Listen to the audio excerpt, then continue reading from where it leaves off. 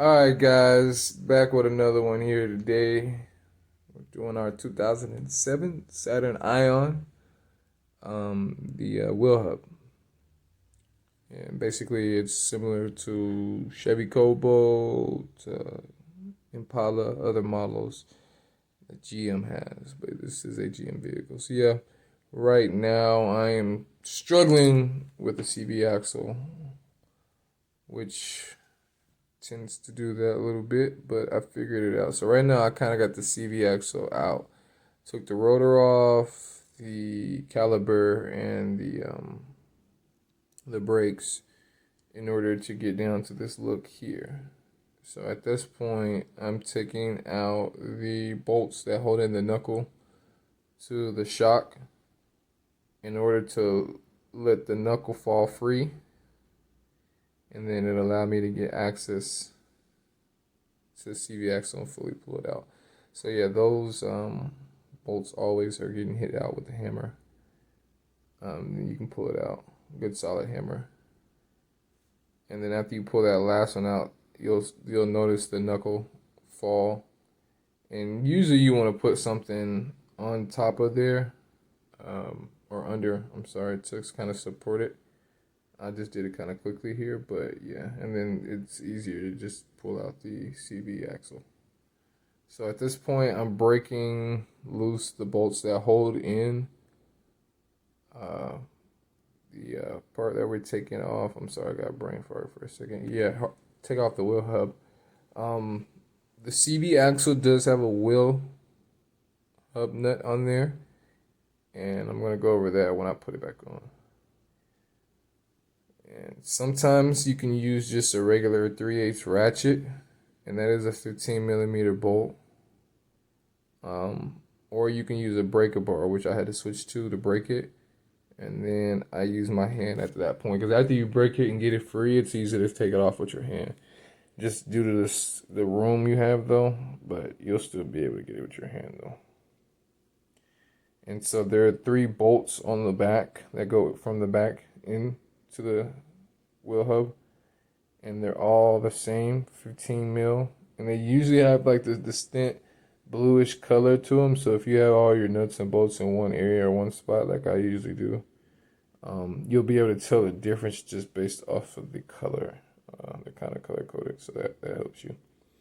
I've noticed that a lot with a lot of cars that I've worked on. So yeah. And then, like I said, just usually support that ball joint. You see that ball joint at the bottom? I would probably put some right there to lift it up. But like I said, I was going pretty quick with this one. I did the right side earlier, and I just didn't feel like I needed to put it on there again. That way, you're not stressing the ball joint or the tire rod. Same thing here. Boom. Oh, can't get it. Let's go get the breaker bar. Boom. 15 mil.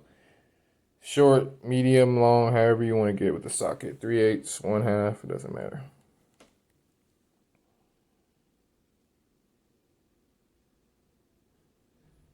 All right. Now, as you see me, I'll take it off, but you'll see the wheel hub start to loosen and come out as I'm taking it off. But usually they don't come out that easily.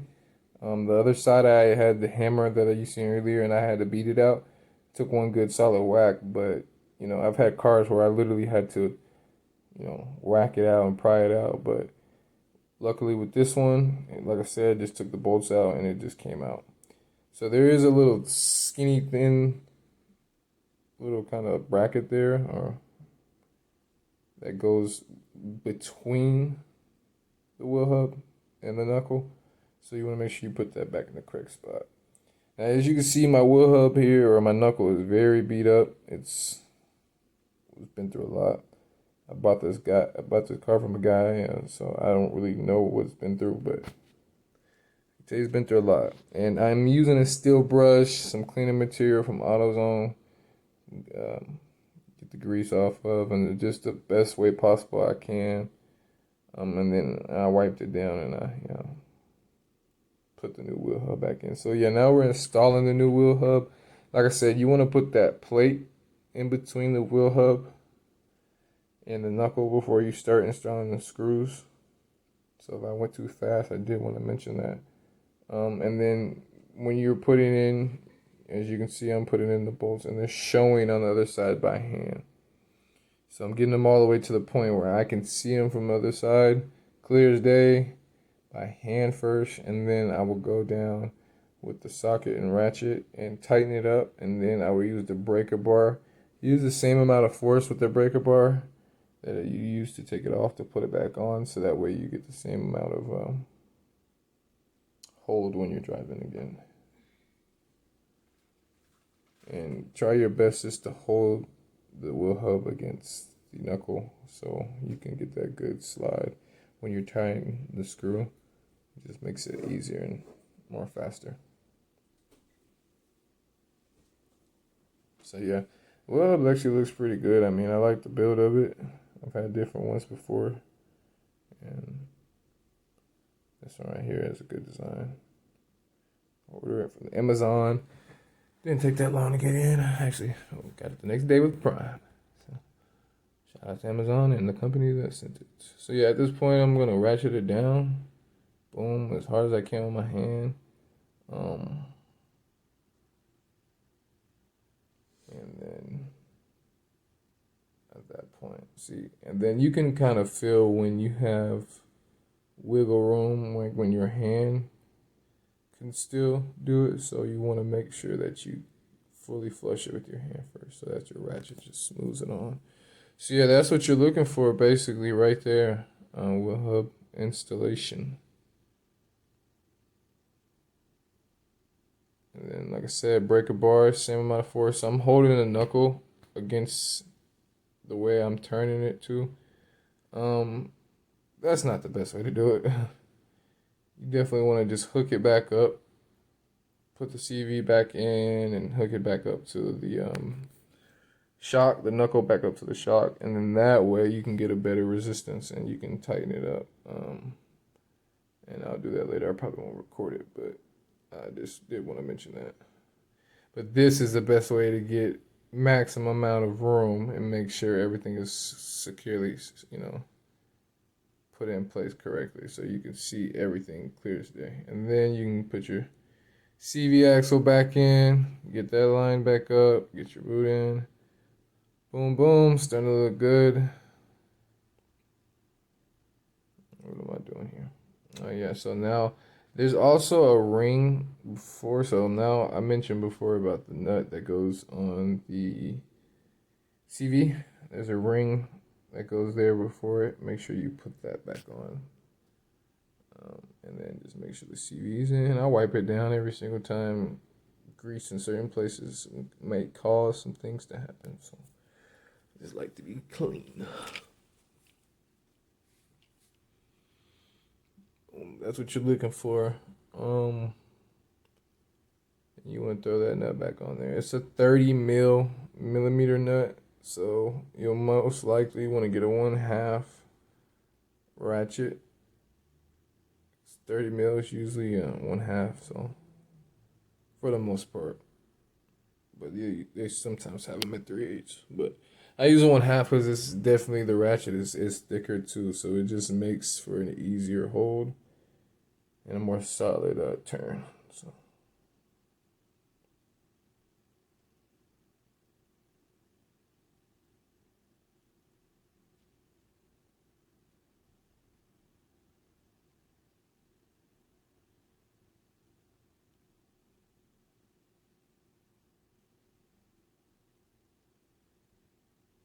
And then you can see the CV start to turn with it. At that point, you can just put everything literally back together on the car, and then don't forget at the end to tighten it up when it's down on the wheel. When the wheel's on, it's down on the ground. That's when you get maximum leverage. So now I'm putting the knuckle back up to the shock and reconnecting that. And that wasn't good at all, so I hung that back up there. I did check that line. There didn't seem to be any cuts or anything or any rips, so thank God we had that. And I just zip tied it up. You really can't see it, but I zip tied that thing up there to the shock. So yeah, so now it wouldn't move. But going back to the knuckle, you usually want to put that bottom bolt in there first. It helps you align it, and then you can just push back on the knuckle and put the top one in there. And then I kind of beat them in with the hammer sometimes, just because if they're not showing fully, to put the castle back on, or I mean the nut on the other side back on. You can still beat them in with the hammer slightly. And once you get enough feed of that nut, you can go ahead and slide that washer back on there, and then begin to tighten up your bolts too. If it does have a washer, I will put it on there. I don't think mine did, but then you put on your nut and your bolts and all that good stuff. Get it tightened up. So key things you just want to remember when it comes to the shock and the knuckle. Bottom bolt goes first. Use a good hammer, and then make sure that your caliper is the bottom. You might have to whack a little bit. Watch how the bottom. And then as you see, I'm showing you the view of how it looks when you're tightening it down. You'll see that the other side starts to tighten as well too. So it won't be sticking out like that or looking loose. It's more of a firm, like, yeah, creased on flat. Perfect. Okay. So then same thing here. I always use a breaker bar to retighten it back basically to the same amount I used to take it off. So I know for sure it's on there secure.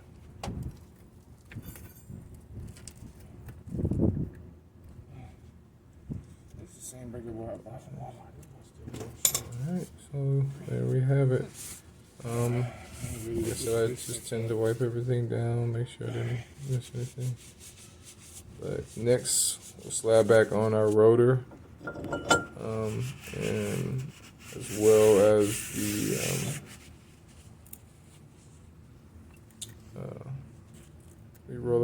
the caliber brackets. Sorry, I cannot talk right. The caliber brackets. As soon as you figure out the right way to put them on. But we put those back in. Those also as well are 15 millimeter bolts. 15. So you want to line those up correctly. Make sure they're in there. The rotor is going to dance a little bit, so don't get frustrated. Focus more so on lining the bolts up with the bracket.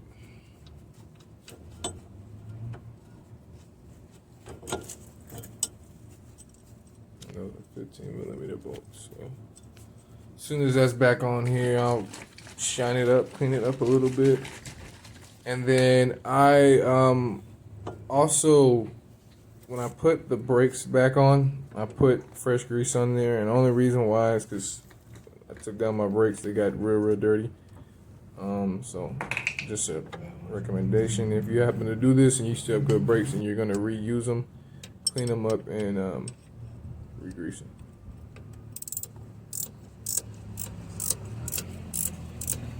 That's a 15 mil ratchet and wrench. Very good investment, man. Them ratchet and wrenches, very good. You don't even have to use it for that, but saves you some time.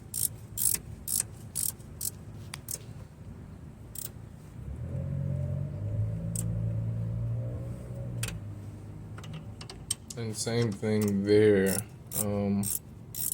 with the breaker bar. I'll be making sure those are solid. Only thing I don't use a breaker bar for is the brakes, because you don't want to over tight those, because you could break off the bolt and then have to replace the caliper pin. So I don't want to do that. But yeah, everything else gets breaker down, and that way we know for sure it's in there right and tight, and successfully put everything on there. Boom. Now we're gonna turn it just a tad bit. Like I said, the better the room, the easier it is to get to. And that way I can get more room in to see and make sure that I get it tightened down for sure.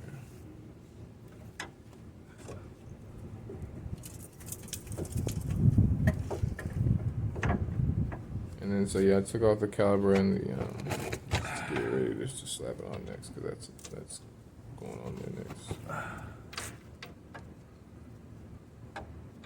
I'm not trying to bust it or anything. I just want to make sure it's tight. You know, I just want to make sure it's secure. It's not going anywhere. don't have the torque specs for that, so working with what we got. So like I said, I re-greased those, just cleaned them off real quick here, and then I'll be putting it back on there in a second.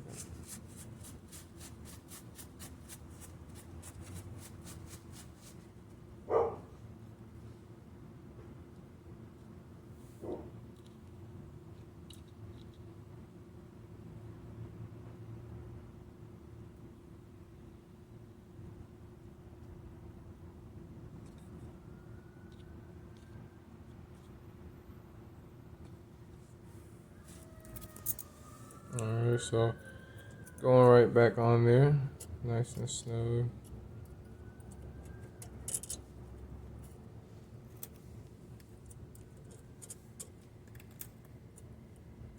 The back side always gives me trouble.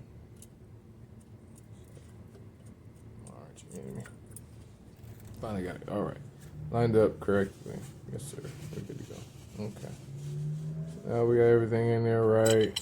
Next, we're going to compress our caliper. Usually, it takes, 5 seconds, 10 seconds, usually in my head, but yep. 10-second thing, and just go ahead and do that real quick. Twist until you can't anymore. And then put that back on there and get ready for the bolts. Your caliper. Brake caliper.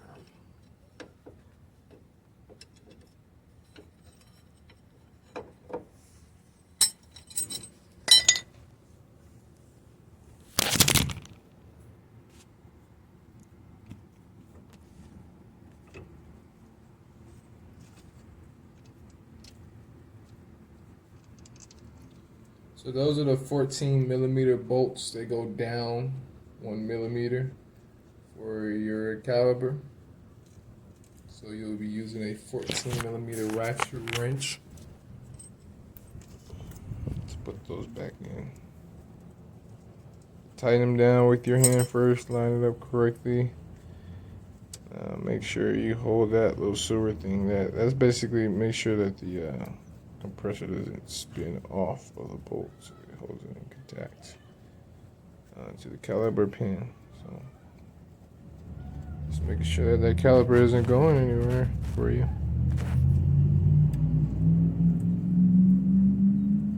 Boom, nice and snug. Alright, so after that, we're going to grab a ratchet and we're going to tighten them up.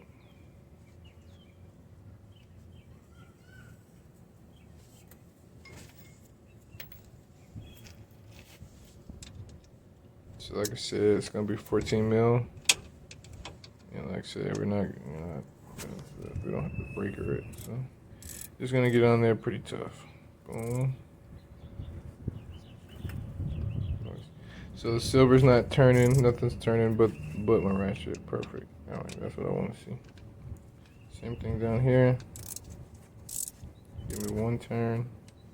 Boom, no more turns. Perfect. Awesome. So that is the complete job there of our 2007 Saturn Ion wheel hub.